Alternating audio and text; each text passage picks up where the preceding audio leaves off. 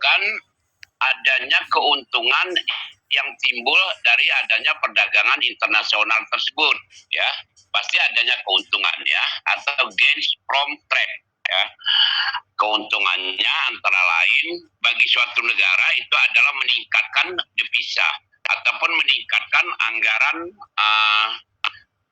pendapatan belanja melalui perdagangan internasional tersebut.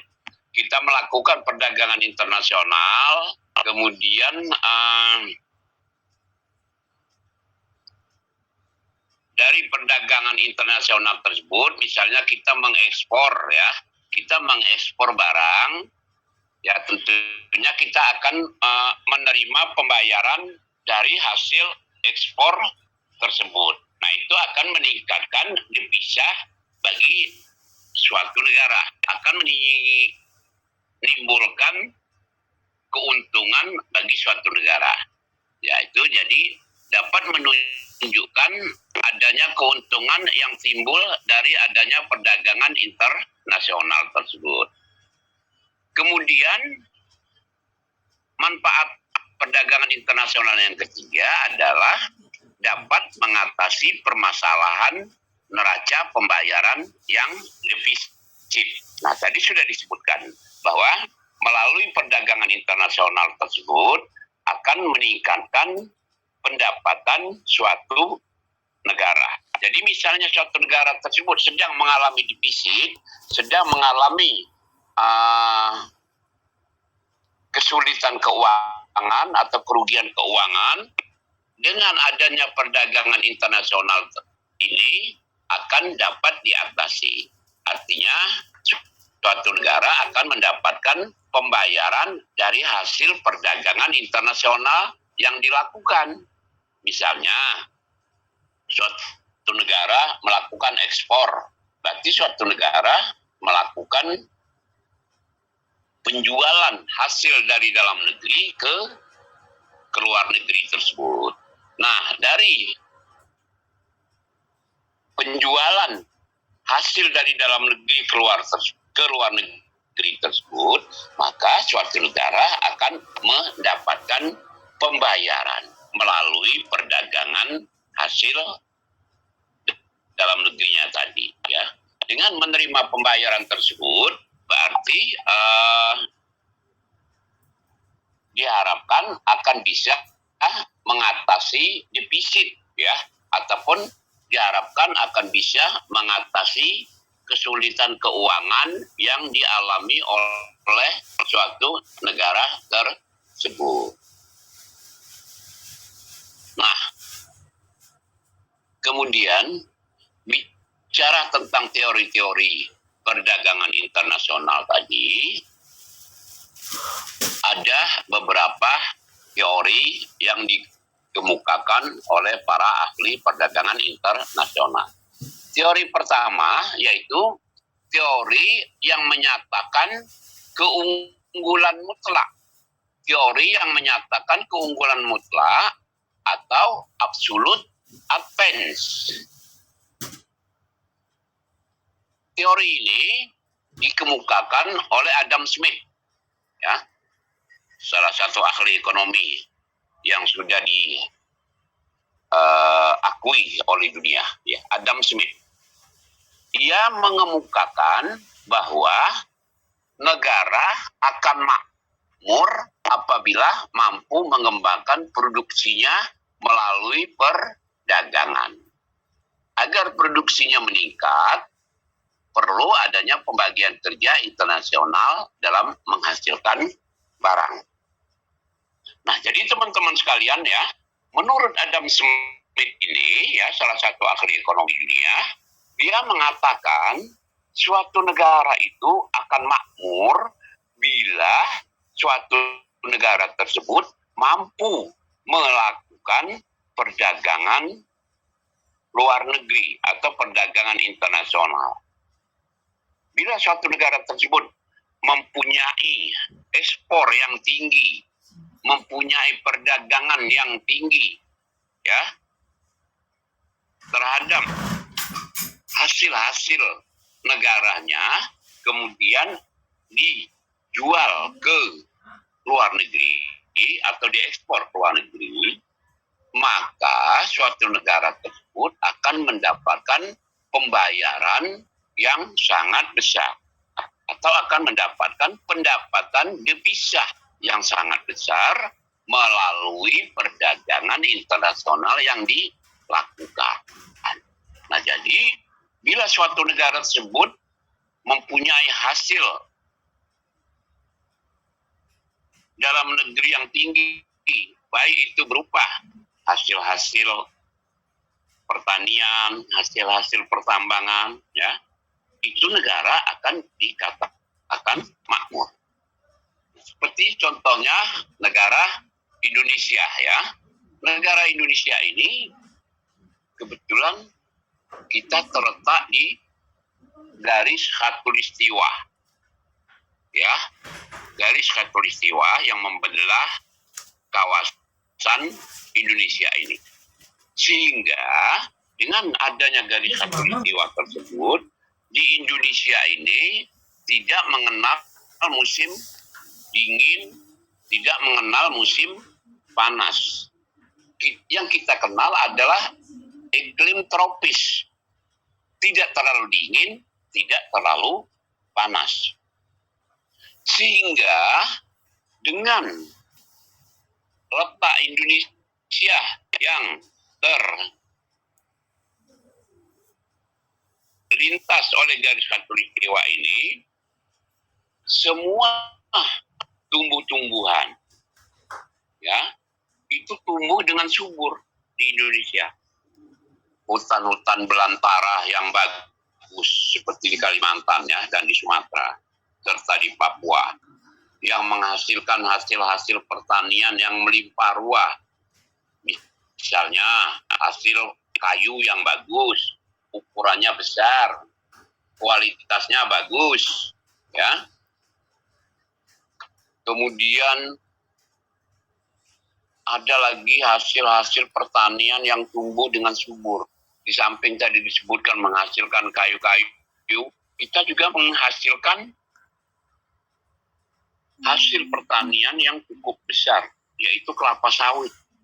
Kelapa sawit ini tumbuh dengan subur di iklim tropis seperti Indonesia. Sampai negara yang luas, ya, Cina itu pernah mengirimkan semacam tim penelitian untuk meneliti mengapa kelapa sawit itu di Indonesia tumbuh dengan subur dibanding di negaranya. Negara Cina itu, sebagaimana teman-teman ketahui, itu bukan iklim tropis. Ya, ada musim dingin, ada musim salju, ya. Makanya pada waktu-waktu tertentu, pada bulan-bulan tertentu, di Cina itu ada yang namanya musim dingin. Penduduknya menggunakan baju-baju yang tebal, ya, baju-baju yang terbuat dari wol untuk mengatasi rasa dingin tersebut, ya. Jadi dia ada musim dingin. Kemudian dia juga ada musim panas. Nah, rupanya karena ada iklim dingin dan iklim panas, ya, di China tersebut, itu kelapa sawit itu tidak cocok, ya. Kelapa sawit itu dia tumbuh dengan subur di iklim yang tidak terlalu dingin, tidak terlalu panas. Itulah keunggulan daripada Indonesia. Sehingga Indonesia bisa menghasilkan hasil-hasil hutan, ya. Hasil-hasil bumi yang bagus, ya. Kelapa sawit itu itu masuk 5 besar dunia penghasil kelapa sawit, ya. 5 besar dunia setelah Argentina dan Brazil. Brazil itu dia itu mirip-mirip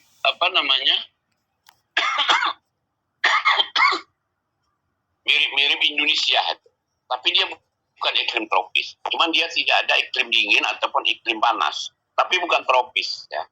Beda dengan kita. Nah, kemudian karena Indonesia tadi disebutkan kaya akan hasil-hasil bumi, hasil kayu yang kualitasnya bagus, hasil bumi seperti tadi disebutkan kelapa sawit, juga ada hasil bumi dalam bentuk karet, ya. Kita ini negara penghasil karet, ya. Salah satu masuk 5 besar dunia juga kita. Karet, ya. Karet itu tahu nggak teman-teman? Itu bahan bakunya plastik. Karet, bukan karet gelang itu ya, pohon karet. Di Sumatera banyak itu.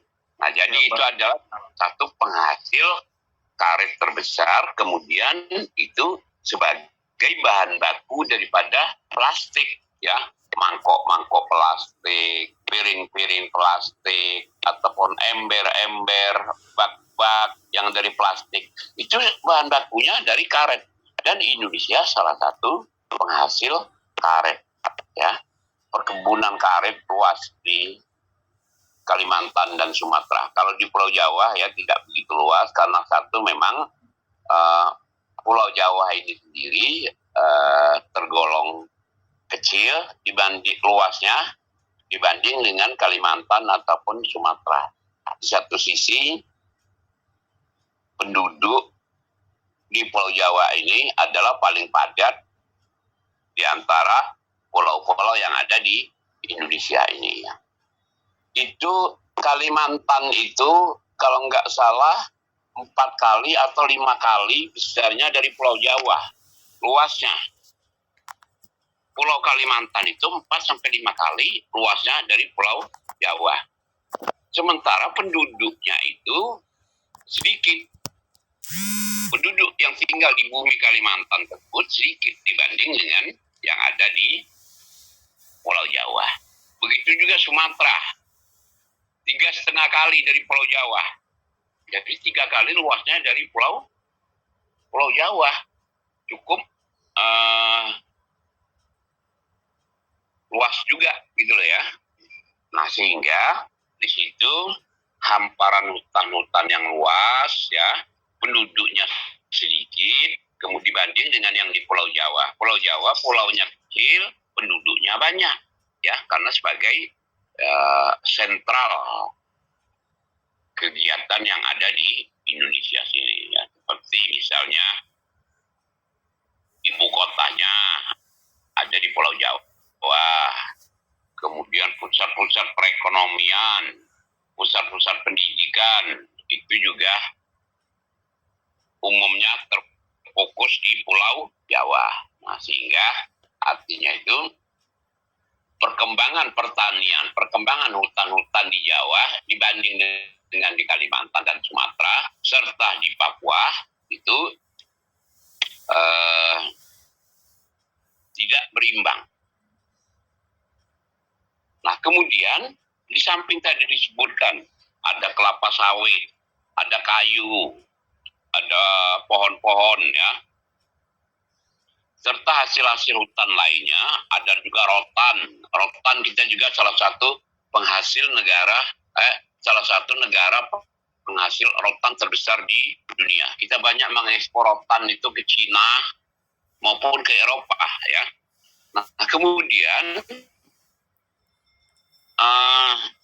di samping tadi ada hasil hutan karena iklim tropis yang menguntungkan, ya, tumbuh-tumbuhan subur. Indonesia ini dikaruniai, ya, salah satu negara penghasil tambang juga banyak. Pertambangan, tambang minyak kita banyak, tambang minyak kita di Kalimantan, khususnya di daerah Balikpapan dan sekitarnya, ya. Kemudian ada lagi di Sumatera, di daerah Dumai, minyak.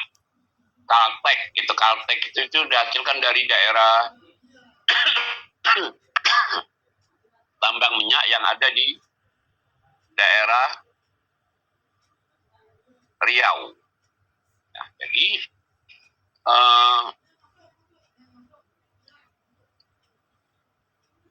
kita ini kaya akan tambang minyak. Di Pulau Jawa juga ada, di daerah Cepu, di daerah Bojonegoro, ya, di daerah Semarang.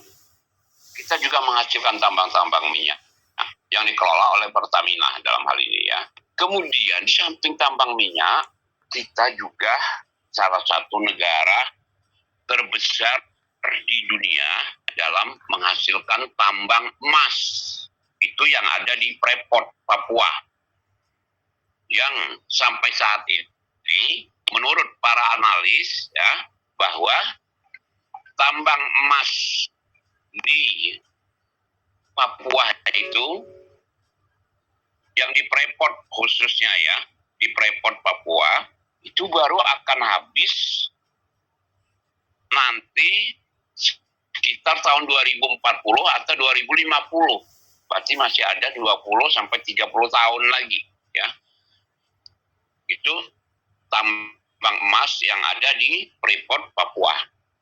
Kemudian kalau tadi disebutkan tambang emas yang di Freeport itu baru akan habis tahun 2040, tahun 2050.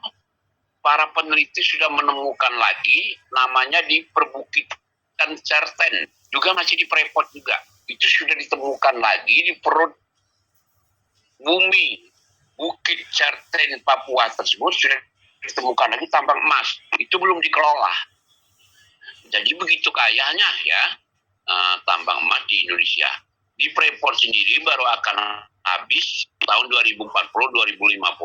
Sudah ditemukan lagi di daerah Freeport juga ada namanya Gunungan Certens, ya, di mana di dalam perut bukit atau pegunungan tersebut sudah ditemukan tambang emas, dan itu belum dikelola.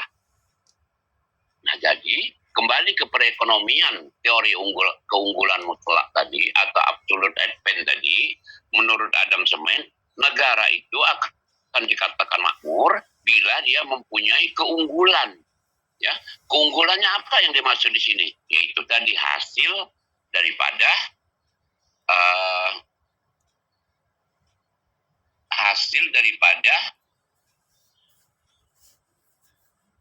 yang ada di dalam negeri tersebut, ya. Nah, contohnya Indonesia tadi sudah disebutkan. Kita ada hasil kelapa sawit, kita ada hasil karet, kita ada hasil rotan, kita punya tambang. Nah, jadi secara teori kita ini adalah punya keunggulan mutlak melalui tadi apa yang mutlak yang tadi kita sebutkan tadi, yang tidak dimiliki oleh negara-negara lain. Kita punya keunggulan tambang emas. Malaysia nggak punya, Amerika yang negara maju tersebut nggak punya tambang emas. Tapi Amerika, karena dia mempunyai teknologi yang tinggi dan canggih, maka yang mengelola pertambangan emas kita di Freeport Papua tersebut adalah perusahaan dari Amerika, ya, itu adalah perusahaan dari Amerika. Mereka nggak punya tambang, tapi mereka bisa mengelola. Berarti mereka punya keunggulan mutlak atau absolute advantage ini dari sisi teknologinya. Kita hanya menghasilkan emasnya. Emas yang dihasilkan di Papua itu, ya teman-teman, belum mempunyai manfaat, belum mempunyai nilai jual yang tinggi karena sifatnya masih mentah, ya. Sifatnya masih mentah gitu, ya. Perlu dimasak dulu, perlu dikelola terlebih dahulu, baru bisa mempunyai nilai jual, baru bisa mempunyai harga yang tinggi, baru bisa mempunyai manfaat yang tinggi. Nah, jadi emas yang dihasilkan dari Pulau Papua tersebut itu sifatnya masih mentah. Supaya mempunyai nilai jual, supaya ya mempunyai manfaat, itu harus dikelola dulu, dimasak dulu. Yang mengelola adalah perusahaan dari Amerika, ya. Nah, jadi walaupun bagaimana, kembali ke teori keunggulan mutlak tadi, kita punya keunggulan melalui tambang-tambang ataupun hasil-hasil bumi yang dihasilkan. Dengan demikian, Kalau menurut Adam Smith, Indonesia ini bisa dikatakan negara makmur karena mempunyai hasil-hasil yang tidak dimiliki oleh negara lain. Jepang teknologinya maju, Amerika apalagi teknologinya nggak diragukan lagi, tapi mereka tidak punya hasil bumi, ya. Tapi mereka punya hasil daripada teknologi yang tinggi tadi, ya. Nah, jadi kembali lagi ke teori keunggulan mutlak yang dikemukakan Adam Smith, dia mengemukakan bahwa negara akan makmur apabila mampu mengembangkan produksinya melalui perdagangan. Agar produksinya meningkat, perlu adanya pembagian kerja internasional dalam menghasilkan barang tadi, ya. Nah, jadi kita ini bisa masuk kategori negara makmur menurut Adam Smith tadi, karena yaitu tadi kita mempunyai keunggulan dalam hal hasil bumi, baik itu hasil perkebunan maupun hasil pertanian ataupun hasil pertambangan, ya. Kemudian teori perdagangan internasional yang kedua, teman-teman, adalah teori permintaan timbal balik atau reciprocal demand. Maksudnya di sini adalah ini dikemukakan oleh ahli ekonomi lainnya. Kalau yang pertama tadi Adam Smith, yang kedua ini adalah David Ricardo, ya. Dia mengemukakan teori keunggulan komparatif, ya. Oh, jadi yang kedua, teori keunggulan komparatif atau comparative advantage. Ini dikemukakan oleh David Ricardo yang menjelaskan bahwa keuntungan komparatif yang diukur dalam ongkos nyata yang mencerminkan ongkos tenaga kerja. Nah, jadi dalam hal ini, teori keunggulan komparatif ini, bila suatu negara menghasilkan produksinya tersebut, kemudian biaya produksinya itu, biaya mengelola hasil daripada negara tersebut, itu biayanya rendah. Biaya tenaga kerja atau cost labor, ya, biaya tenaga kerjanya itu rendah. Jadi sudah punya penghasilan yang dimiliki, kemudian mengelola hasil tersebut itu dengan biaya yang rendah, dengan cost yang low, yang rendah, ya. Itu juga negara dikategorikan makmur. Dia mempunyai keunggulan komparatif atau comparative advantage. Jadi mengelola produksi yang dihasilkan oleh suatu negara tersebut dengan biaya yang rendah itu merupakan suatu indikator bahwa negara tersebut makmur. Nah, kembali ke Indonesia, mungkin dari sisi mengelola kita belum belum begitu bisa dikatakan dengan biaya yang rendah, ya. Karena tadi contohnya hasil pertambangan emas yang dihasilkan oleh Indonesia, yang dihasilkan dari Pulau Freeport atau Pulau Papua, ya. Pengelolaannya itu tadi disebutkan adalah dikelola oleh perusahaan dari Amerika. Nah, tentunya ini mengeluarkan biaya yang tidak kecil, ya. Karena kenapa? Kita sendiri belum bisa mengelola hasil emas tersebut. Kita masih tergantung kepada jasa dari perusahaan Amerika tadi.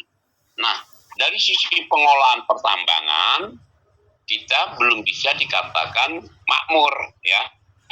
Karena sebenarnya bisa Pak, cuman regulasinya doang yang nggak bisa Pak. Tergantung kepada pengelolaan asing.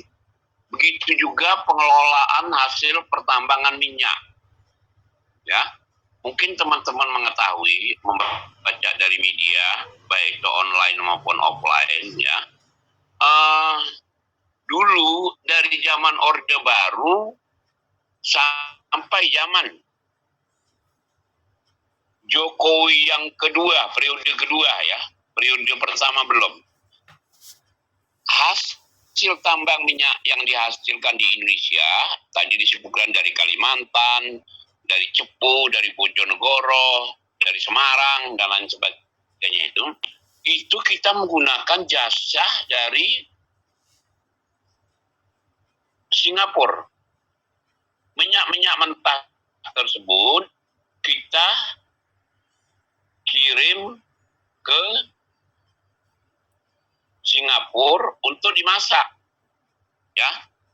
Jadi minyak-minyak yang dihasilkan dari tambang ini masih mentah sifatnya.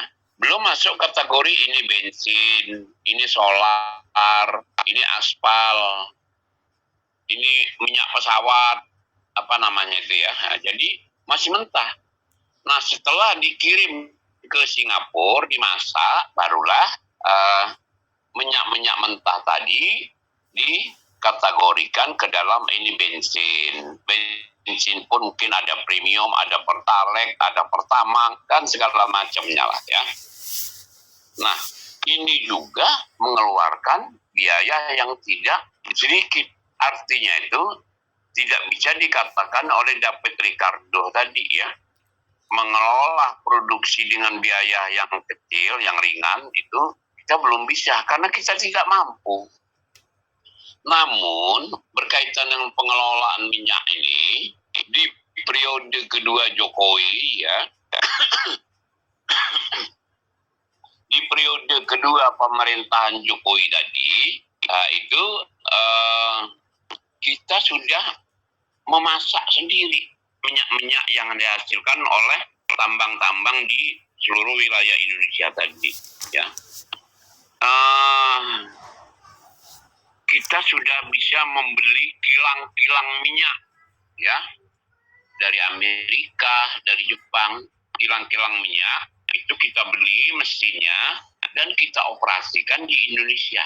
Kemudian sumber daya manusianya yang mengelola minyak mentah tadi itu dikelola oleh sekarang ini oleh tenaga ahli dari Indonesia ya. Insinyur perminyakan dari ITB ya, Institut Teknologi Bandung ataupun dari universitas lain melalui Fakultas Pertambangan ya. Nah, rupanya ini ternyata bisa loh ya. Untuk minyak kita sudah berhasil mengatasi dan sudah bisa masuk ke kategori apa yang dikemukakan oleh David Ricardo tadi ya, mengelola produksi dengan biaya yang ringan. Tapi ini baru berhasil di pemerintahan Jokowi era kedua ya. Jadi kalau begitu timbul pertanyaan ya, kemana saja ya dari zaman Orde Baru tepatnya ya. Kalau Orde Lama itu kalau urusan perminyakan pertambangan mereka memang belum mengelola. Dari zaman Orde Baru sampai zaman Jokowi era pertama, kemana saja ini pemerintah kita? Kenapa tidak dari dulu gitu loh, selalu tergantung kepada Singapura untuk memasak minyak-minyak kita. Dan itu biayanya itu, ongkos memasak minyak ke Singapura itu setelah kita analisa ya, itu bisa 5-6 kali ya keuntungannya setelah kita kelola sendiri.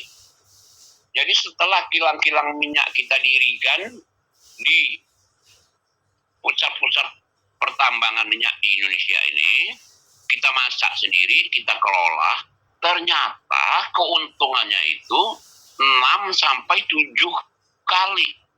Coba bayangkan. bukan 100% lagi loh ya, 600% gitu. 600% atau sampai 700%. Dibanding kalau kita mengirim minyak mentah tersebut ke Singapura.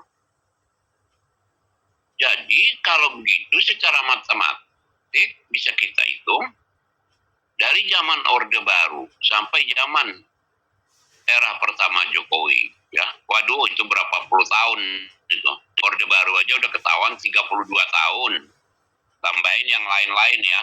Era Megawati, era SBY, era Habibie, ya.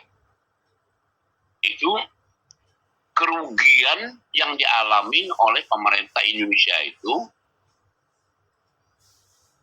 ya sekian waktu kalikan 700% atau 7 kali lipat. Jadi kesimpulannya itu kita mengalami kerugian. Namun hal ini teman-teman sekalian, ini semua ada unsur politiknya. Dari Orde Baru, kenapa minyak itu dikirim ke Singapura untuk dimasak, ya, belum ada upaya untuk mengelola sendiri. Gitu. Ya ini adalah tentunya tidak lepas dari peran-peran yang dilakukan oleh oknum-oknum dalam hal ini ya, dalam tanda kutip oknum, bukan pemerintah ya, oknum-oknum pemerintah ya. Jadi mereka ini ada semacam melakukan kerjasama sama Singapura. Udah minyak kamu kirim ke sini aja ya. Nanti kita masak gini nih, kamu dapat fee sekian. Nah, yang beginilah, kamu dapat fee sekian ya. Anda dapat fee sekian. Ada permainan ya. Jadi ngirim minyak mentah ke Singapura itu juga bukan ujuk-ujuk ngirim. Ada yang mengirim dengan kesepakatan tertentu dalam tanda kutip. Kamu kirim nanti sekian persen buat kamu ya, sekian persen buat kamu ya. Nah, akhirnya alhamdulillah di era kedua pemerintahan Jokowi ini kita tidak mengirim minyak mentah lagi ke Singapura untuk dimasak ya. Kita sudah bisa masak sendiri. Kita beli alatnya, kita kirim tenaga ahli kita, ya, insinyur pertambangan kita, pertambangan minyak dalam hal ini ya, kita kirim ke Jepang, kita kirim ke Amerika, ternyata bisa, mampu kita melaksanakan. Jadi tadi disebutkan ya 7 kali atau 6 kali keuntungan kalau dikirim ke, kalau kita masak sendiri, berarti 6-7 kali keuntungan itu selama ini itu dinikmati oleh pemerintah Singapura yang dalam hal ini memasang minyak mentah tersebut. Ya, ini kita bicara politik sendiri dengan ya oknum-oknum tadi ya. Jadi berapa kerugiannya? Tadi disebutkan 6-7 kali, 600%, 700%. Dari pemerintah Orde Baru sampai pemerintah pertama era Jokowi. Berapa kerugian Indonesia? Coba. Setelah kita nikmati sendiri sekarang ini ya, kita bisa menikmati keuntungan 6 kali, 7 kali. Sebut kita beli ya, tenaga sumber daya manusianya kita upayakan dari Indonesia sendiri. Ternyata keuntungan yang dimiliki oleh pemerintah Indonesia melalui pendilian kilang-kilang minyak yang ada itu 6 kali, 7 kali lipat. Ya. Jadi ini sudah dinikmati Indonesia baru pada era Jokowi di pemerintahan kedua. Nah, tidak menutup kemungkinan sekarang ini emas yang dihasilkan dari Freeport Papua tersebut, sekarang ini kan yang memasak emas tersebut kita masih tergantung ke perusahaan dari Amerika yang mengelola. Nah, tidak menutup kemungkinan suatu saat kita bisa kelola sendiri berapa keuntungan yang dimiliki oleh pemerintah Indonesia dari hasil tambang-tambang yang ada di dalam negerinya, kemudian dia kelola sendiri, berarti dengan cost yang relatif lebih kecil. Jadi keuntungannya itu berlipat ganda. Ya, ya kita sama-sama berdoa. Mudah-mudahan seperti kasus emas Freeport yang di Papua tersebut, suatu saat pengelolaannya, pemasakannya, ya, proses dari bahan mentah menjadi bahan bakunya, suatu saat akan dikelola oleh Indonesia sendiri. Betapa makmurnya, ya, Amin. teman-teman sekalian. Nah, baru teori ketiga nanti adalah teori permintaan timbal balik, reciprocal demand. Teori ini dikemukakan oleh J.S. Mill, yaitu mencari keseimbangan pertukaran antar dua barang oleh dua negara dengan perbandingan pertukarannya atau menentukan dasar tukar dalam negeri. Ini berarti kerjasama timbal balik, ya.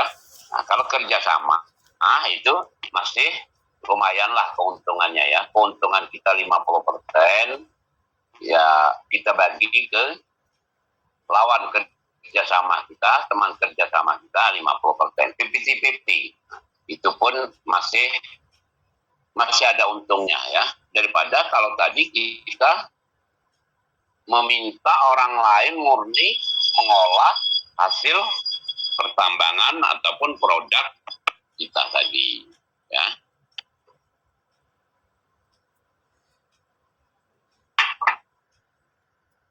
Kemudian adalah teori perdagangan internasional yang lain, yaitu pandangan kaum merkantilisme. Nah, siapa sih kaum merkantilisme itu?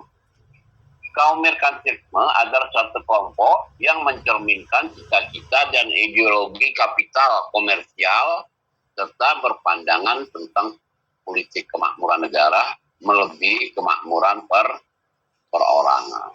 Nah, ini pandangan kaum merkantilisme. Nah, adalah sekelompok orang yang mencerminkan cita-cita dan ideologi kapital komersial, ya. Kapital itu berarti dimiliki oleh seseorang yang punya modal. Ya. Cuman dalam hal ini mereka berpandangan tentang politik kemakmuran negara melebihi kemakmuran perorangan. Nah, itu nanti mereka berpandangan kaum merkantilisme ini adalah kaum-kaum yang punya uang, kaum-kaum yang punya modal, ya. Tapi mereka tidak bisa mengendalikan, tidak bisa menguasai, tetap semuanya itu dikuasai oleh negara, ya. Adapun kepentingan negara dapat memperoleh kemakmuran dengan berpangkal pada dua macam sumber. Pertama, penumpukan logam mulia atau emas, karena logam mulia dapat memperkuat posisi suatu negara dalam pembangunan ekonomi. Emas ini kan sangat mahal harganya. Iya, apalagi Jadi, masalah Tamandu mahal banget. ketika suatu negara memiliki tambang emas seperti Indonesia aja lah contohnya, ya. Indonesia mempunyai tambang emas di Freeport, Papua, ya. Jadi itu suatu negara tersebut akan dikatakan makmur kalau dia banyak emas, nah, banyak logam mulia menurut kaum merkantilisme ini, ya. Menurut kaum-kaum yang berduit tadi. Jadi orang-orang yang negara yang punya emas tersebut itu dikatakan makmur kalau dia mempunyai aset emas yang banyak. Indonesia ini berarti dikatakan makmur dalam pandangan dunia, ya, karena mempunyai emas yang banyak di Freeport tersebut. Makanya kalau kita mengikuti politik sedikit, ya, di Papua tersebut kan ada kelompok separatis, ya, yang tidak puas tentang keadilan, tapi ini politik, ya. Mereka mau memisahkan diri dari Indonesia. Jadi teman-teman sekalian, jujur saja, kalau Papua itu memisahkan diri dari Indonesia, Indonesia ini boleh dikata akan menjadi miskin, ya. Karena kenapa? Papua itu penghasil emas terbesar di dunia, loh. Oh, pantes belagu Penghasil Papua. emas terbesar di dunia. Dia Jadi ternyata beruntunglah punya Papua emas. itu bisa masuk ke wilayah Indonesia. Kalau dia memisahkan diri, contoh kayak Timur Pantes misalnya, sono. ya, akan diambil oleh negara lain, merupakan suatu kerugian besar dari Indonesia, ya. Karena tadi disebutkan Menurut pandangan kaum merkantilisme itu negara makmur kalau mempunyai penghasilan emas, mempunyai penghasilan logam mulia. Indonesia punya itu. Itu kalau sampai, jangan sampai Indonesia itu istilahnya Papua itu lepas dari Indonesia. Apa revisi Pak? Kalau untuk terbesar di dunia itu Cina Pak. Kenapa? Untuk penghasil tambang emas terbesar itu Cina Pak, penghasil emas. Penghasil emas. Iya Pak. Cina ya? Iya betul Pak. Belum untuk penghasil emas ya. Sampai saat ini. Cina. Saya 164 ton.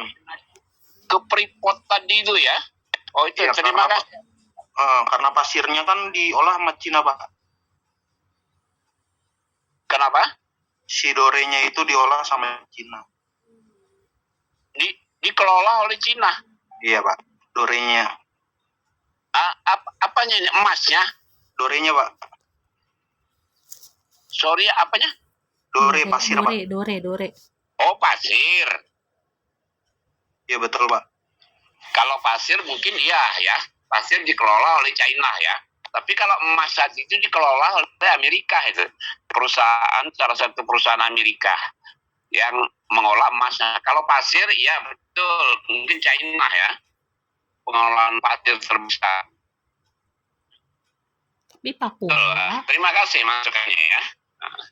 Nah, jadi intinya itu, seperti pengelolaan pasir tadi ya, ya mungkin pada saatnya nanti kenapa kita tidak berupaya untuk mengolah sendiri ya pasir-pasir. Ya, jadi kalau bicara pasir, sekilas kita ikuti itu di Kepulauan Batam itu, pasir-pasir itu terlepas daripada yang mengelola tadi itu adalah perusahaan dari Cina, itu banyak dikeruk pasir-pasir dari Pulau Batam itu dikeruk dibawa ke Singapura loh. Terlepas daripada yang mengelola itu adalah perusahaan-perusahaan China tadi ya. Ya mudah-mudahan suatu saat seperti pengelolaan emas yang sampai saat ini masih dipegang oleh Amerika, perusahaan Amerika, kemudian pengelolaan pasir-pasir di Indonesia itu dikelola oleh perusahaan-perusahaan China ya. Mudah-mudahan suatu saat itu bisa kita kelola sendiri ya. Bicara tentang pasir, nah salah satu penghasil pasir di Indonesia di dunia ini juga adalah Indonesia, karena Indonesia terdiri dari negara kepulauan. Pulau-pulau banyak menghasilkan pasir-pasir ya. Tapi ya itu tadi kembali ke tadi ya. Terlepas daripada itu ada unsur politiknya dikelola oleh asing dengan berbagai macam kesepakatan yang disetujui ya. Ya mudah-mudahan suatu saat itu semuanya bisa dikelola oleh putra bangsa sendiri. Dalam hal ini adalah orang-orang Indonesia. Ya seperti kilang minyak tadi kan terbukti bisa itu. Jadi dari zaman Orde Baru sampai era pemerintahan Jokowi pertama, itu Singapura itu yang memasak minyak kita itu. Jadi minyak mentah kita kirim ke Singapura untuk dimasak, setelah matang nanti kita ambil lagi dengan sudah naik 6-7 kali lipat. Setelah matang itu ya dari Singapura kita ambil lagi. Berapa puluh tahun, itu hampir 50 tahunan mungkin ya. Ya mudah-mudahan nanti ya kembali ke tadi ya, untuk kemakmuran suatu negara.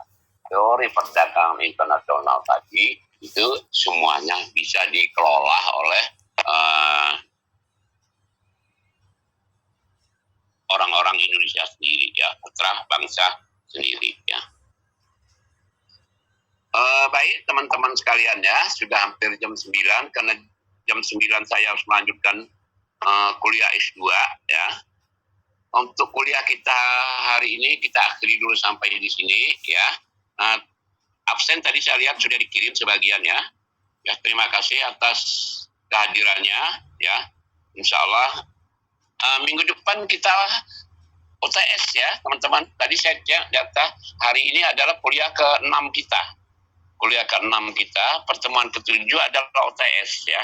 Materi OTS-nya adalah materi-materi yang sudah diberikan sampai dengan materi kita yang kita bahas siang hari ini ya.